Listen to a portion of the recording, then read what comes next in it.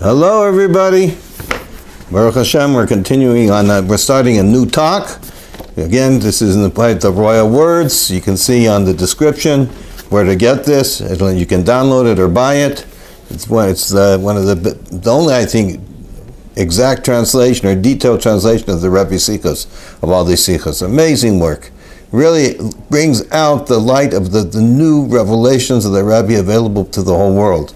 That's what we're doing today, is we're continuing to learn this stuff, to learn the essence of what the Rebbe is talking about, and to understand it. And the Rebbe says this is the main way to open our eyes. As I said before, the Mashiach is already here, the table's set, everything's done, but we have to open our physical eyes. Spiritually, it's already done. Nobody ever said spiritually was ever done before the Rebbe. We just have to open our eyes. And the Rebbe says that's through doing Torah mitzvahs, and it specifically says in learning the secrets of the Torah of Chassidus, that the latest, especially the works of the Rebbe, is the latest works of the Chassidus, and the latest works of what we're learning, where the Rebbe revealed more things, like we say continually, as I say, and we may say in the translation, means it's a new revelation nobody else ever saw before. And this is very easily to understand and see if we look in the world and we see the advances in science and medicine and many areas, that it's unbelievable what's happening. So the same thing spiritually is it's unbelievable what's happening, but it's there, it's real. Just like the advances in science, we can't understand. It's unbelievable, it's amazing, but it's there. You can go to the doctor. Years ago, my mother had cataract problems. She had a detached retina. I have some problem that she had. Baruch Hashem, it was nothing. But the doctor said, 10 years ago we couldn't do this. Now they give some drops and it goes away. Things are very amazing. And spiritually the same way. We can tap into the essence of everything. This is what the Rebbe is talking about. It's a new world, the Rebbe is saying. And even relative to his own life, he says, it's a much new world. It's a new higher level that was never revealed before. And this is what we're talking about, and this is what the Rebbe is revealing to us, and he's telling us how special where we are and what we're doing, and so therefore all we have to do is talk about it and think about it and get involved in it, and to put ourselves to ask Hashem to help us, and we will see it and we will live with it. And since I've been giving this class, as I said, I see much of these very special high levels we're talking about, I see them in the world, in the people, in the shuls and places. And it really opens my eyes to see that Mashiach is here, and we're mamish waiting any second to go into third base of Mikdash. Okay, so today we're talking about Parshas Beshalach, and it's also Shabbat Shira. And so it says on page 164, it says, from the talks on the Thursday of the week, the 5th day of the week of Beshalach, and the 11th day of Shevat, and the talks of Shabbos, and the Torah portion Beshalach, Shabbat Shira, the 13th of Shevat. So we have this. It was the 11th of Shevat, which is when the Rebbe became Rebbe, when he took on his Nesius. It's a very special time. And then we also have the Torah portion of Beshalach, he says, which after that, which is Shabbat Shira, which is 13. So that just like the Rebbe is going to explain here, that we should take into consideration, we should think about it. The Rebbe is going to talk about how the completion of the Frierdiker Rebbe was on the 4th day, and was on the 4th day of the week, and therefore the week itself finishes in Shabbos, because it's tied to Shabbos. So the whole elevation of the level of the Frierdiker Rebbe was on Shabbos. The same thing we have to say by the Rebbe, Malchus, that his whole level, what we're talking about, we'll have to think in mind that this is relevant to the Rebbe and his level, that his level is even higher and higher. It's interesting to note that this whole Sikha is talking about the level of song, that by song you move from one level to another level. And one of the last Sikhas that the Rebbe was published after he had the stroke. The second to the last one talks about how everything moves with song. I was a mimer, I'm sorry. How everything moves with song, and the song of life. So here we're talking about the greatness of song, and how the song it's tied into the Frierdiker Rebbe. Of course, we have to say it's tied into the Rebbe. Okay, the occurrence of the 10th of Shvat, the Yom HaYehul, the yard site of my revered father-in-law, the Rebbe, the Rebbe, Rabbi Yosef Yitzchak, the leader of the generation, on the 4th day. Says the leader of, not this generation, Rebbe says leader of the generation. On the 4th day of the week, it happened Wednesday. In several years, and similar to this year, has a number of virtues. So the Rebbe, when he talks, he's sitting at that time, and when you're sitting, wherever you are is very important, especially. So when the Rebbe is talking, he's revealing all the beautiful things of that time, that place, the year. He takes and he brings out all the beauty and all the godliness. And he tells us how that this day has all these extra virtues because everything's connected together. So let's go see. So it says in the Torah, when we're talking about the creation, it says that God, on the fourth day, it said he suspended, he hung the two big luminaries. First and foremost, the virtue of the fourth day of the week, which is on its own, which it has on its own, that upon it the luminaries were suspended, the two big luminaries. Okay. Moreover, and also important, that it is called prior to Shabbos. Another thing we're going to explain over here, that the week starts from Wednesday, from Mittwoch, from the fourth day of the week. That Shabbos, that's the beginning of Shabbos. And we see this is that we say that the Leviim would say a certain song, a certain psalm all the time in the Holy Temple, and that when the sacrifices would be, there was a different for different days, and we say this every day, called Shir Shalom, that the song of the day. And the song of the day of the fourth day of the Wednesday, it ends with it ends with the beginning of the first two sentences of the Psalm L'chu Niranana, which we start out the Kabbalah Shabbos. When we accept Shabbos, we say the whole song, the whole Psalm. So the Rebbe is explaining here, he's showing how everything's connected, how Wednesday is so much connected to Shabbos. That's the first thing. Moreover, and I'll emphasize that it is called prior to Shabbos, since it begins the preparation for Shabbos that follows. In our case, the Shabbos upon which the Yom HaHilula, that's the Yahrzeit of the Frierdiker Rebbe this year, is elevated, that the Frierdiker Rebbe is elevated and attains perfections in the manner of Vayichula. What's it mean, Vayichula? It means about Vayichula, that everything is finished. Like on the seventh day, we start with Hashem finished everything on the seventh day and rested. So this is also that everything was finished. The Rebbe is explaining is elevated this year in the matter of Vayichula, that when a person passes away, that he finishes everything. It's emphasized in the song of the day of Wednesday, which is the fourth day, which concludes with the short L'chu Niranana, the beginning of the first three verses of the Psalms L'chu Niranana, the first three verses, not the first two.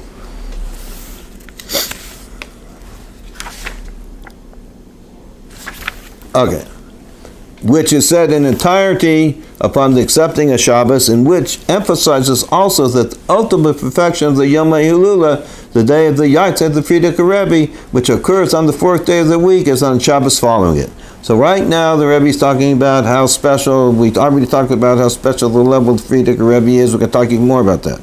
Then we're talking about that this is how the fourth day, when it came out on the fourth day of the week, and the fourth day of the week has a special connection to Shabbos.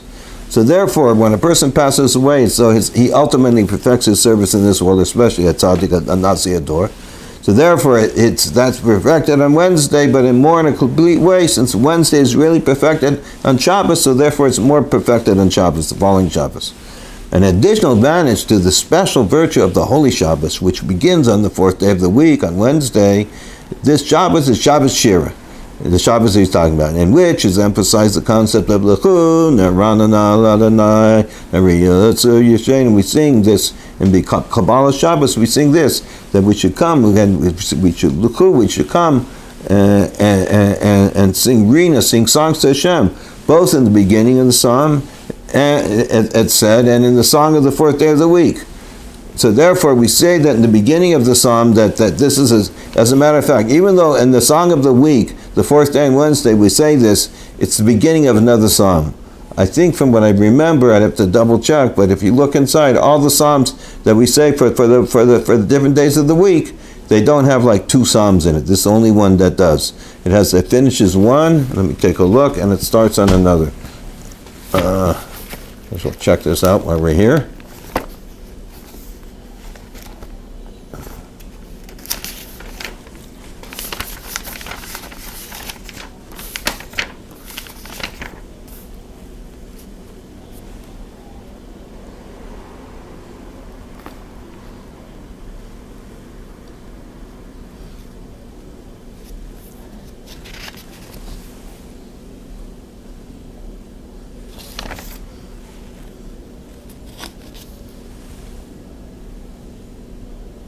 Yeah, they only have one, and this one has two psalms in it. It starts with Tehillim Tzadik Dalet, 94, and then we go on to the next psalm after 94. We go into 95. That's 95. 95 is we say here. We say, come and let us sing to the Lord. Let us raise our voices in jubilation to the rock of our salvation. Then it says, then we say, this is what we say in the beginning of Shabbos. Let us approach him. This is a new talk. This is the next psalm, the next Tehillim after it. Let us approach him with thanksgiving. Let us raise our voices to him in song. For the Lord is a great God and a great king over all the supernal beings. So this is we say in the beginning of Shabbos, and we say these last few pasukim at the end of the day of the psalm that we say on the fourth day. And this is the only one of the psalms that we have that has the only one of the songs of the day that we say that has actually including two psalms. There's one coming after the other, but they're including two different psalms. So therefore we see that the Rebbe is pointing out from there, we see that this shows a special relevance, relevance and shaykhus to the Shabbos, the fourth day. So let's go over this from the top of the paragraph, on page 165. And an additional advantage to the special virtue of this holy Shabbos. What's the special virtue? Which begins on the fourth day of the week, Shabbos Shira, in which it's emphasized the concept of rina, song, and shira. Both in the beginning of the psalm, it said in the beginning of the psalm, it said in the fourth day of the week. So it said in the beginning of the psalm, but it said in the fourth day of the week, and the beginning of Shabbos, and mainly the completion of the recitation of the Kabbalah Shabbos prayer. So this has to do with also the main start when we say L'chun Nanara is we said Kabbalah Shabbos, right? Is bringing in the accepting of Shabbos, and so we're seeing how song has to do with Shira, how song has to do with everything, and it has to do with Shabbos, and the Shabbos that the Rebbe is talking about is Shabbos Shira. And this receives greater appreciation based on the known fact that song is especially related to the Shabbos day.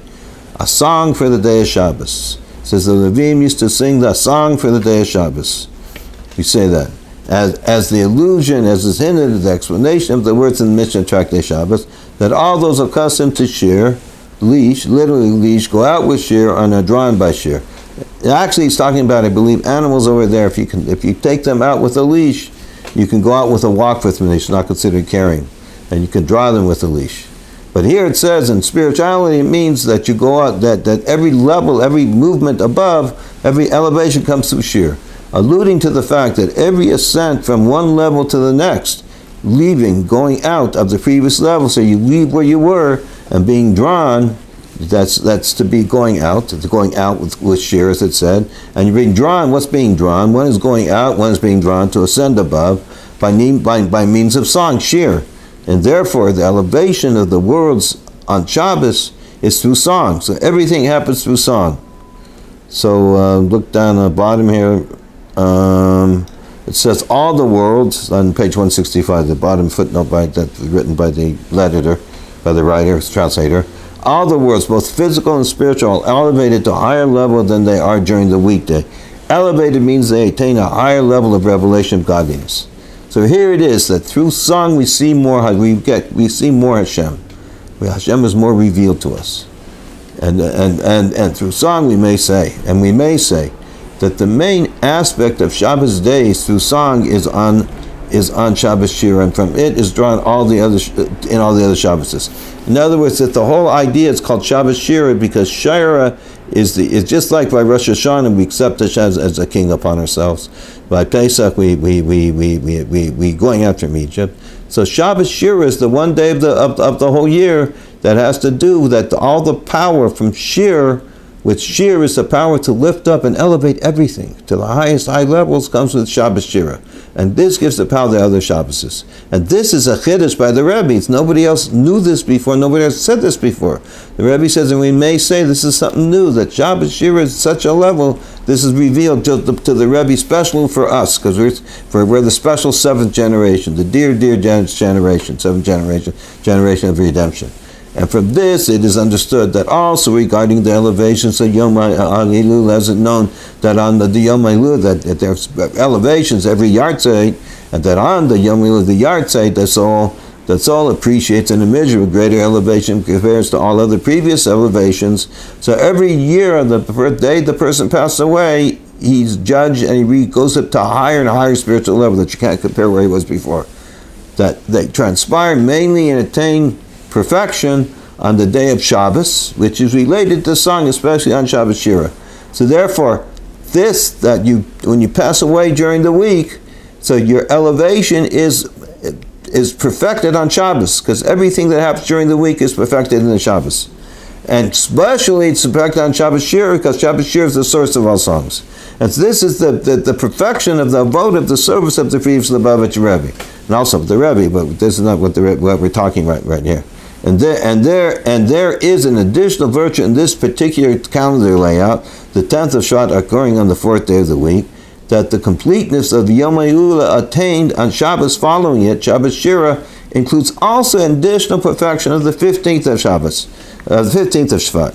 So the Rebbe is going to explain here that he explains that it brings up many times that when you have 3 consecutive days, they're considered of one in many matters. They're interconnected to one another.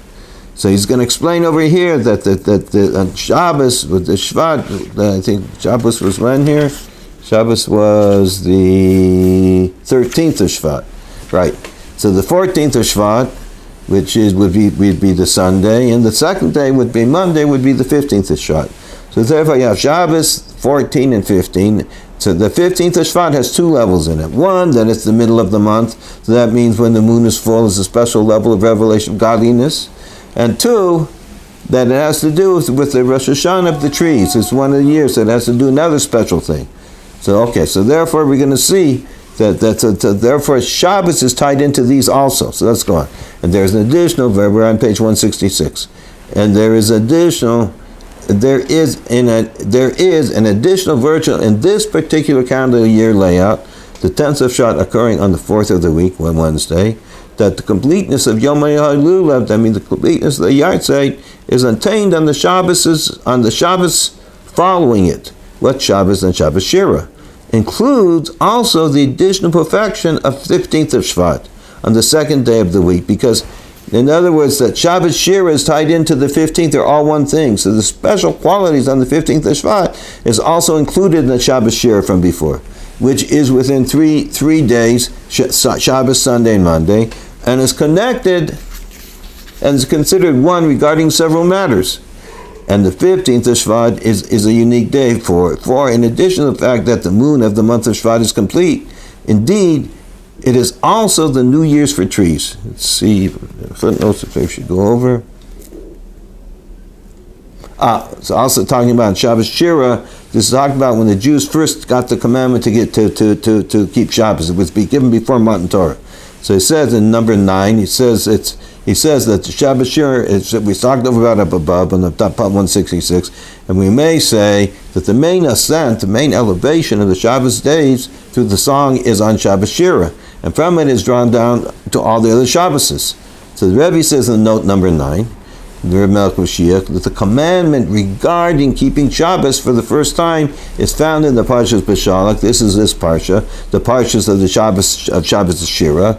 So there he gave them, the Jewish nation, statutes and laws. In Mara he gave them Shabbos. And with more details in the passage of the manna, and in other words, on this day, this is when the Jews ran out of food, and Hashem brought down the manna, the special food from heaven, brought down, and it was brought, and it's talked about a lot about in this week's in this parsha this week, the Parshas Beshalach, that's what we talked about, and it says, and with more, it also talks about Shabbos, and explains in here. It says, and with more details in the passage of manna, it talks again also more besides keeping Shabbos, that it says just laws and statutes. It talks in detail that, and it will be on the 6th day of the week they will prepare, and a day of rest for Shabbos, for the holy Shabbos tomorrow, seeing that Hashem gave you the Shabbos day. So this, in other words, is explained in 2 places in detail about how the Indian of Shabbos is in this week's parsha. So the Rebbe is explaining, I think he's pointing out how the source of Shabbos comes to the Shabbos Shira. There's another additional point.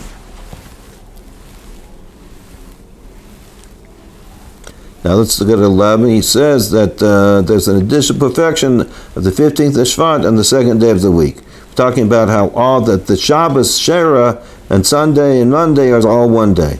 And its beginning is on the day ushering the 15th of Shevat.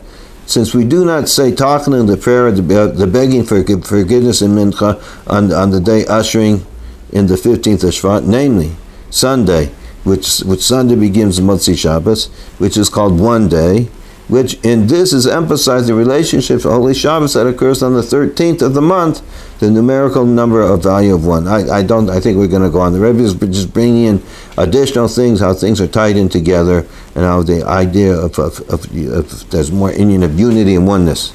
But this would take, I don't understand this clearly, and let's just go on. Okay.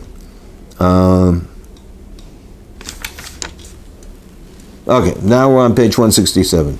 And based on the fact that the occasions of the whole year, also the rabbinic holidays, all have a connection to those particular Torah portions of the week in which they occur. The Rebbe is simply saying that whatever happens in the whole year, they have a special connection to what the Torah portion is being said, especially the holidays. That when you have a holiday and you're saying Torah, but you have the Torah portion in that time, they have a special connection. So it is befitting to explain the connection of all the above to the Parsha Beshalach, the Parsha of the week, of the Parsha of the week of Yom HaYula, namely the Parsha. The Rebbe says, so we have to understand how, since we see that the Yartzeit Pen, the Frierdiker Rebbe, was in the week of Beshalach, so we have to understand how Beshalach is tied into this. There's have to be a special tying in to both. Namely, that the Parsha of the Holy Shabbos following it, and its connection to the Parshas Yisro, it's also connected to Parshas Yisro, the Parsha of the week of the 15th of Shevat, which we begin to read in the Mincha pair of Shabbos, the Shabbos Parshas of Beshalach. So in other words, the Rebbe says the completion of everything from the fourth day of the week, that has to do with Shabbos. And that was the yard site of the Frierdiker Rebbe. And it's completed in Shabbos. And then he says Shabbos itself as a special thing, because the Shabbos itself includes Tu B'Shvat, the 15th of Shvat. And therefore he says, and Shabbos itself has a special meaning, that the Shabbos, we have two levels. We have the Holy Shabbos of Beshalach, and also the Holy Shabbos of Yisro, that we say in the Mincha. And the Rebbe is going to explain how both of these have to do with preparation of giving of the Torah. And by way of preference, the common focus of Parshas Beshalach and Yisro, namely the preparation for the giving of Torah. The Parshas these are talking about, we are getting ready to receive the Torah from Hashem, Matan Torah. The Parshas Beshalach, which speaks about the culmination of Exodus from Egypt, at the splitting of the Red Sea, which is the preparation for the giving of the Torah, as the verse says, when you will take the nation out of Egypt, they will serve Hashem on this mountain. So when Moshe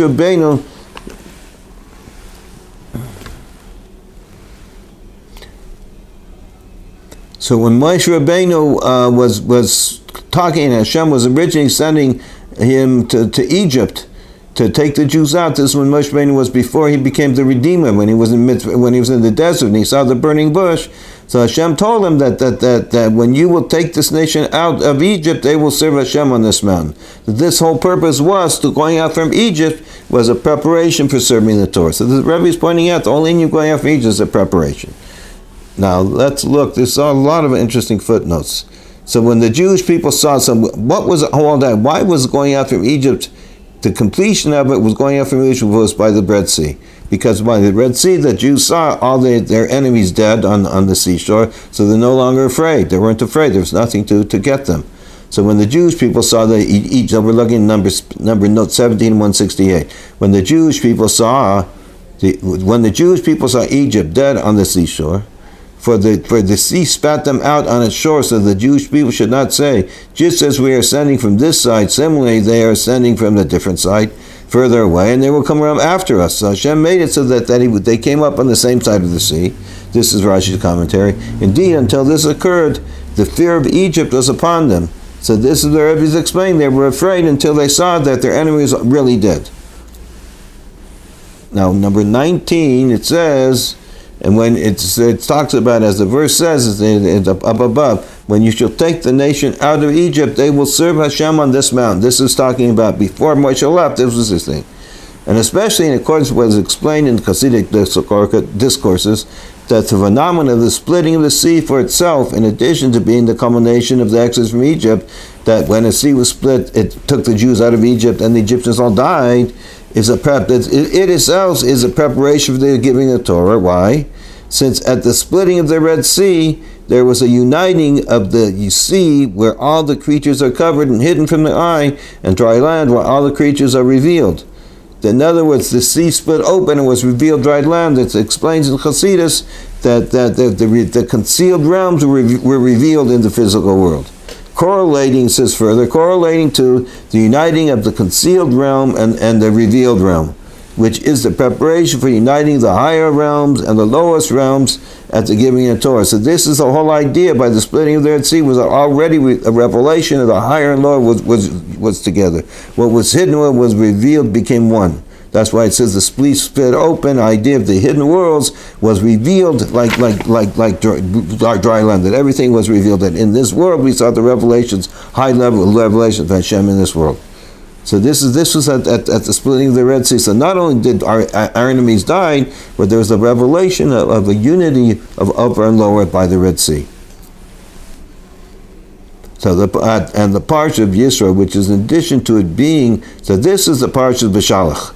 What happens? Such wonderful things, And the Parshas of Yisro, in addition to it being the Parshas of the giving of Torah, the beginning it mentioned, the Parsha at the beginning of it mentions that the entire Parsha named after this, that's all named after the Parsha of Yisro, the acknowledgements of Yisro as a result of him hearing about the splitting of the Red Sea and the war of Amalek related in the Parsha. Yisro says, he praised Hashem, he says, now I know that Hashem is greater than all idols, which his acknowledgement was a preparation for the giving of the Torah. Okay, so let's look down on number 22, which is interesting. It says, in other words, what happened here?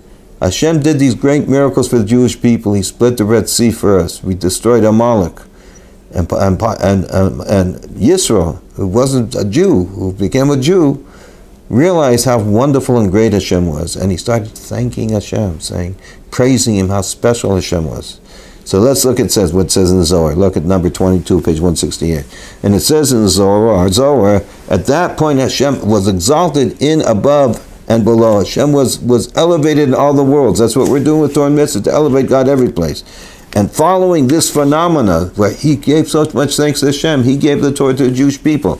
So in other words, it's because of him giving thanks that enabled us. Not only did Hashem do these wonderful things, but you have to be grateful and happy. And the idea is to realize how wonderful Hashem is for doing these wonderful things and thank him from the bottom of our hearts. And this is what Yisro did. Sei gesund, everybody. Tomorrow we'll be finishing, and we're still in the middle of this too, but we'll be finished it. Have a wonderful, wonderful night, and as ever, hopefully we will continue this in the third Beis Hamikdash, and I won't have to teach it. I'll have the Rebbe Malchus teaching it, and it'll be super wonderful.